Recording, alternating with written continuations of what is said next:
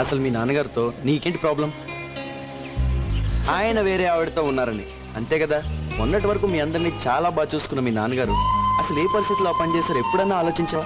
నువ్వు ఎన్ని అవమానాలు చేసినా అన్ని భరిస్తూ మళ్ళీ మళ్ళీ మీ ఇంటికి రావడానికి ఎందుకు ప్రయత్నిస్తున్నారు? మీ అవసరాలు ఎందుకు తీరుస్తున్నారు? తండ్రిగా ఆయన బాధ్యత ఆయన మర్చిపోలేదు కాబట్టి. అసలు ఆయన తలుచుకుంటే ఆవిడ విషయం మీ ఎవరికి తెలియకుండా మెయింటైన్ చేయగలరు కదా. చేయలేదే. ఇప్పుడు ఎవరు తప్పు అని జుట్టు పీక్కోవడం వల్ల ఏంటి ఉపయోగం? అందరికీ మనశ్శాంతి పోవడం తప్ప. చూడు లక్ష్మి, జీవితం అనేది ఏ స్టేజ్లో కూడా మనకు అనుకూలంగా ఉండదు. ప్రతి చోట అడ్జస్ట్ అవ్వాలి, తప్పదు.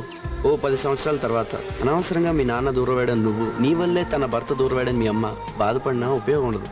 ఎందుకంటే అప్పటికే చాలా ఆలస్యం అయిపోయింది. నిజంగా నీ ప్రాబ్లం సాల్వ్ అవ్వాలనుకుంటే take right decision at right time. తండ్రికి దూరం అవడం అంటే ఏంటో నాకు బాగా తెలుసు. ఏమో తల్లి, నాకు మనసు కనిపించింది